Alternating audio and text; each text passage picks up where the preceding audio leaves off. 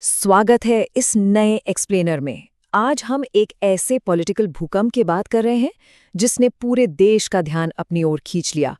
2026 के पश्चिम बंगाल चुनाव। इस चर्चा में हम राजनीतिक शोर शराबे और टीवी वाली बहसों से दूर रहेंगे। हमारा फोकस पूरी तरह से सिर्फ डेटा पर होगा। हमें समझने की कोशिश करेंगे कि कैसे एक राज्य का पूरा डेमोग्राफिक मैप यानी जनसांख्यिकीय नक्शा अचानक से बदल गया। ये सिर्फ एक चुनाव नहीं है, ये एक केस स्टडी है कि कैसे जब ग्रामीण और महिला वोटर्स शिफ्ट होते हैं तो बड़े-बड़े राजनीतिक किले रातों रात ढह जाते हैं। तो चलिए शुरू करते हैं। आज की हमारी इस चर्चा का ब्लूप्रिंट बहुत ही सीधा है। हम अप्रत्याशित जनादेश, ग्रामीण वोटर्स का शिफ्ट, महिला वोटर्स का टूटना, सुरक्षा और कल्याण के मुद्दे और अंत में जमीनी रणनीति पर बात करेंगे। तो आइए सबसे पहले बात करते हैं इस अप्रत्याशित जनादेश यानी 2026 के उस झटके की जिसने बड़े बड़े राजनीतिक पंडितों को हैरान कर दिया। जरा इस नंबर पे गौर कीजिए, 206। 294 सीटों वाली विधानसभा में ये आंकड़ा कोई मजाक नहीं है। देश के सारे एग्जिट पोल धरे के धरे रह गए। बीजेपी ने सीधे 206 सीटें जीत लीं और सत्ताधारी टीएमसी महज 80 सीटों पर सिमट गई। और तो और सत्ताधारी दल के 20 कैबिनेट मंत्री चुनाव हार गए। आप खुद सोचिए कितना बड़ा उलटफेर है ये। अब देखिए, चुनाव के बाद विवाद तो होते ही हैं। सत्ता पक्ष ने सिर यानी वोटर डिलीशन का एक बहुत बड़ा मुद्दा उठाया कि 27 लाख असली वोटर्स के नाम जानबूझकर काट दिए गए। जाहिर है कुछ सीटों पर इसका असर हुआ भी होगा और ये दावे काफी गंभीर हैं। लेकिन जब हम पूरे राज्य के बड़े गणित और डेटा को देखते हैं ना, तो समझ आता है कि महज 27 लाख वोट कटने से इतना बड़ा जनादेश नहीं आ सकता। इसके पीछे की कहानी बहुत गहरी है। असली कहानी ये नंबर्स बताते हैं। 2024 के लोकसभा चुनावों से अगर हम इसकी तुलना करें तो बीजेपी के वोटों में सीधे 55 लाख का जबरदस्त उछाल आया है। वहीं टीएमसी को सिर्फ 17 लाख नए वोट मिले। ये जो 55 लाख एक्स्ट्रा वोट्स हैं, ये साफ साफ बता रहे हैं कि सिर्फ वोटर डिलीशन इसका कारण नहीं हो सकता। ये नए मतदाताओं और एक बहुत बड़े शिफ्ट की कहानी है। और यही शिफ्ट हमें हमारे दूसरे पॉइंट पर लाता है। ग्रामीण मतदाताओं के बीच हुआ बदलाव। सत्ताधारी दल का सबसे बड़ा किला हमेशा से ग्रामीण बंगाल रहा है, लेकिन वो तरक गया। डेटा दिखाता है कि इस बार ग्रामीण इलाकों में एक भयंकर एंटी इनकम्बेंसी लहर थी। जिन इलाकों में अनुसूचित जाति यानी एससी आबादी 30% से ज्यादा है, वहां बीजेपी ने 83% सीटें जीती। जी हां, 83%। और टीएमसी सिर्फ 17%। लेकिन जहां एससी आबादी 10% से कम थी, वहां बीजेपी का जीत प्रतिशत घटकर 56% रहा और टीएमसी का 33% तक बढ़ गया। इसका सीधा सा मतलब ये है कि ग्रामीण और अर्ध ग्रामीण इलाकों के एससी वोटर्स ने भारी संख्या में अपना रुख पूरी तरह बदल लिया। इसे आप एक अर्बन रूरल स्क्वीज कह सकते हैं। पहले क्या माना जाता था? यही कि शहर बीजेपी के और गांव टीएमसी के। लेकिन इस बार गेम पूरी तरह पलट गया। बीजेपी ने न सिर्फ शहरी इलाकों में 76.5% सीटें जीतकर अपनी पकड़ मजबूत रखी, बल्कि 67% ग्रामीण सीटों पर भी कब्जा कर लिया। मतलब सत्ताधारी दल दोनों तरफ से घिर गया और उनका वो पुराना भरोसेमंद ग्रामीण बफर पूरी तरह से गायब हो गया। अब आते हैं इस विश्लेषण के सबसे अहम और दिलचस्प हिस्से पर, महिला वोटर्स का फ्रैक्चर। पिछले 15 सालों से ये महिला वोटर्स टीएमसी का अल्टीमेट आर्मर यानी सबसे मजबूत कवच मानी जाती थीं। बंगाल में अगर आप एक्टिव वोटर्स को देखें तो 3.16 करोड़ महिलाएं हैं, जो 3.28 करोड़ पुरुषों के लगभग बराबर हैं।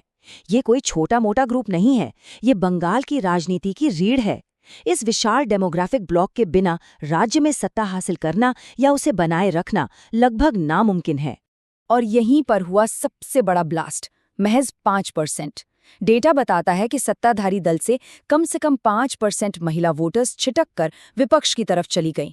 सुनने में 5% शायद बहुत छोटा नंबर लगे, लेकिन 3 करोड़ से ज्यादा महिलाओं के बेस में 5% का शिफ्ट होना किसी राजनीतिक भूकंप से कम नहीं है। इसी एक बदलाव ने राज्य में सत्ता का पूरा संतुलन पलट कर रख दिया।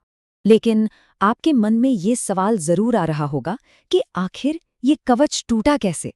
15 साल का मजबूत रिश्ता अचानक कैसे दरक गया? हमारा चौथा पॉइंट इसी पर है। सुरक्षा, भरोसा और कल्याण। देखिए, कोई भी बड़ा बदलाव रातों रात नहीं होता। इसके पीछे कुछ बड़े उत्प्रेरक यानी कैटलिस्ट रहे हैं। संदेश खाली और आरजीकर अस्पताल जैसी घटनाओं ने पूरे राज्य को अंदर तक झकझोर दिया। इन घटनाओं ने सीधे महिला सुरक्षा को लेकर भरोसे पर गहरी चोट की। विपक्ष ने इस गुस्से और जवाबदेही की कमी को समझा और लोगों के साथ एक बहुत ही इमोशनल कनेक्शन बनाया। इसका सबसे बड़ा उदाहरण ये है कि बीजेपी ने एक पीड़िता की मां रत्ना देवनाथ को उम्मीदवार बनाया और दिलचस्प बात यह है कि वो चुनाव जीत भी गई। ये साफ दिखाता है कि यह चुनाव सिर्फ राजनीति नहीं था, बल्कि महिलाओं के सम्मान का एक बहुत बड़ा मुद्दा बन चुका था। लेकिन बात सिर्फ भावनाओं की नहीं थी, इकोनॉमी और वादों की भी थी। एक तरफ टीएमसी की सफल लोक हेर भंडार जैसी योजना थी, जिसमें महिलाओं को 1500 से 1700 रुपए मिलते थे। इसके जवाब में विपक्ष ने एक बहुत ही आक्रामक विजन पेश किया। बीजेपी ने अन्नपूर्णा योजना के तहत हर महीने 3000 रुपए, 33% जॉब रिजर्वेशन, मुफ्त बस यात्रा और सबसे बढ़कर महिलाओं की सुरक्षा के लिए दुर्गा सुरक्षा स्क्वाड बनाने का वादा किया। यानी उन्होंने सुरक्षा के डर का भी समाधान दिया और आर्थिक रूप से एक बहुत बड़ा विकल्प भी। अब आते हैं हमारे आखिरी हिस्से पर, डीकोडिंग द ग्राउंड स्ट्रैटेजी। जनसांख्यिकी और वादे तो अपनी जगह हैं, लेकिन जमीन पर यह चुनाव असल में जीता कैसे गया? क्योंकि वादे तब तक काम नहीं आते जब तक जमीन पर उसे लागू करने वाली फौज न हो। जरा इस नंबर को देखिए, 3 लाख। बीजेपी ने सिर्फ 5 सालों के अंदर अपने ग्राउंड वर्कर्स की संख्या 1 लाख से बढ़ाकर सीधे 3 लाख कर दी। इतना बड़ा और आक्रामक संगठनात्मक विस्तार, बिना इतनी बड़ी ग्राउंड फोर्स के कोई भी चुनावी वादा सिर्फ कागजों पर ही सिमटकर रह जाता। और इन 3 लाख लोगों का इस्तेमाल कैसे हुआ? एकदम सर्जिकल स्ट्राइक की तरह। पार्टी ने 100 अहम सीटों पर 45,000 सबसे क्रिटिकल बूथों की पहचान की। जहां सबसे कड़ी टक्कर थी, उन प्लैटिनम बूथों पर 50-50 वर्कर्स लगा दिए गए। जो थोड़े कम टाइट थे यानी गोल्ड बूथ, वहां 25 वर्कर्स, फिर सिल्वर पे 10 और ब्रॉन्ज पे 1 वर्कर। हर एक वोट के लिए एक जिम्मेदारी तय थी। इसे कहते हैं बिल्कुल सटीक और माइक्रो लेवल बूथ मैनेजमेंट। रणनीति का एक और मास्टर स्ट्रोक था सांस्कृतिक जुड़ाव। बीजेपी पर हमेशा से एक बाहरी होने का ठप्पा लगता था। इसे तोड़ने के लिए उन्होंने भूमिपुत्र का नैरेटिव सेट किया। उन्होंने स्थानीय संस्कृति और खान पान को पूरी तरह अपना लिया, फिर चाहे वो रैलियों में झालबुड़ी खाना हो या मछली को शामिल करना। साथ ही शहरी अपार्टमेंट्स के लिए हाई राइज प्रमुख बनाए गए और महिलाओं के बीच भारी डोर टू डोर कैंपेन चलाए गए। उन्होंने खुद को बंगाल के रंग में ऐसा ढाला कि वोटर्स को कोई अलगाव महसूस ही नहीं हुआ। तो अब इस पूरे एक्सप्लेनर के अंत में एक बहुत बड़ा सवाल खड़ा होता है। जब डेमोग्राफिक्स इतनी तेजी से बदल जाते हैं, जब सालों से वफादार रहने वाले ग्रामीण और महिला वोटर्स अचानक किसी और की तरफ मुड़ जाते हैं, तो क्षेत्रीय दलों को उन्हें वापस पाने के लिए क्या करना होगा? क्या पुरानी नीतियां और पारंपरिक वादे अब भी चलेंगे, या फिर भारतीय राजनीति अब एक ऐसे दौर में आ गई है जहां कोई भी वोट बैंक हमेशा के लिए आपका नहीं है? इस बारे में सोचिएगा जरूर। आज के इस एनालिसिस से जुड़ने और इस पूरे डेटा को समझने के लिए बहुत बहुत धन्यवाद।